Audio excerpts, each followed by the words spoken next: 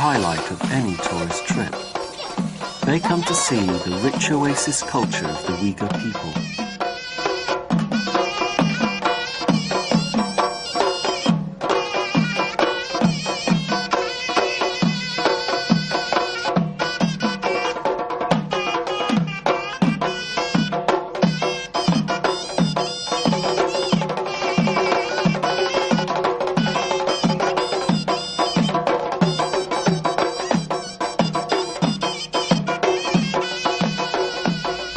By race, they are not Chinese at all. But all Chinese nuclear bombs have been detonated in their homeland.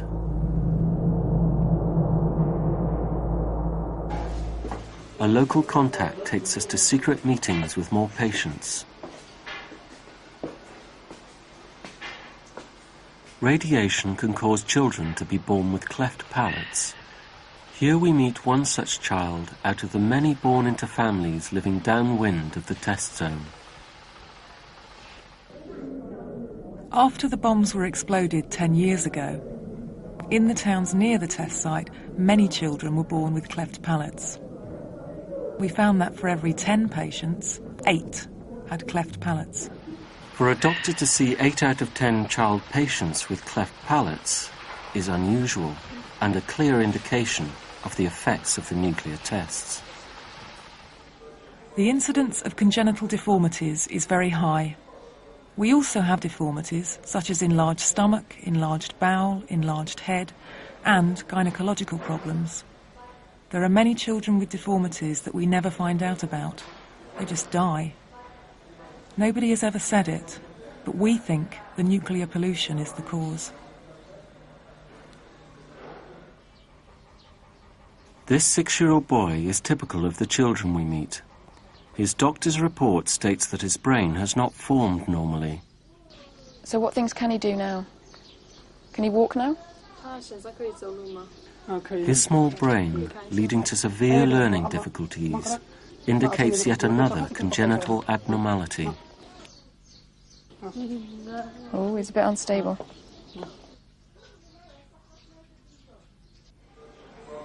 People from Kashgar, Hotan and the other areas around here, when they find out how difficult treatment is and how much it costs, they have to take their children home because they just don't have the money. The parents tell the children that it's God's will if they live or die.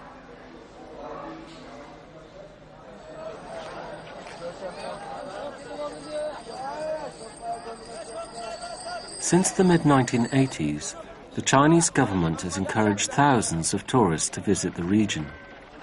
But in the same period, unknown to the Silk Road holidaymakers, the Chinese detonated 18 nuclear bombs beneath the ground. They claim that they are safe, but radiation from those tests is known to have escaped into the atmosphere. Fallout was detected in neighboring countries and even as far away as Japan. 5 weeks into our trip, we hear from Anwar again. He's made another crucial breakthrough. We rush back to Urumqi. Anwar's high-risk strategy has paid off. He's managed to obtain a highly confidential document from inside the Chinese medical establishment. The paper is marked, restricted, take care of this document.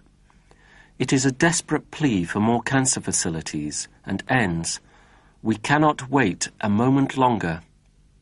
Well, I mean, these figures are really good because it compares the increase in cancer rates per 100,000 for the whole of China and then for the whole of Xinjiang. The document Anwar has got hold of records the rising incidence of cancer in China since 1965. The figures reveal how from the early 1970s, cancers in the Silk Road towns close to the test site began to rise much more quickly than in the rest of China. By 1990, cancer rates in these towns were more than 30% higher than the national average. Since 1976, the increased radiation dose from the bombs appears to have produced a dramatic increase in cancers.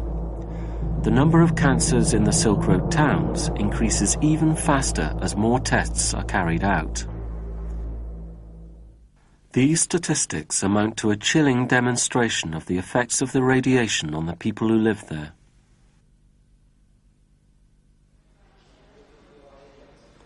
And this secret document confirms what the doctors have been telling us. The types of cancer which are rising the fastest are malignant lymphoma, then lung cancer and leukemia. Well, that's absolutely astonishing, because, I mean, those are the cancers you'd expect to be associated with radioactivity, would be the lymphatic cancers and the leukemias. So that's just amazing. Over the years, China has built a wall of secrecy around its nuclear tests. Scientists denied any health effects. Doctors could not research the effects. But here in our possession was the evidence to nail the lie. A colleague arrives from Britain. He stays at our hotel.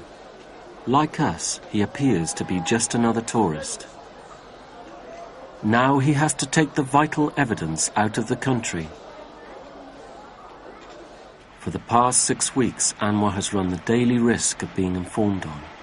It's time for him to get out. As he leaves, he knows he'll never be able to return to China again. At Beijing airport, he was strip-searched and interrogated for hours. But because he wasn't carrying any evidence, they eventually let him go.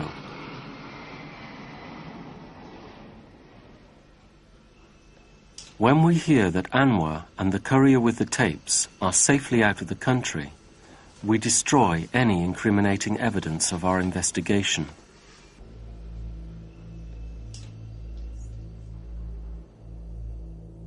At the end of our so-called tourist trip, we and the other travelers can leave.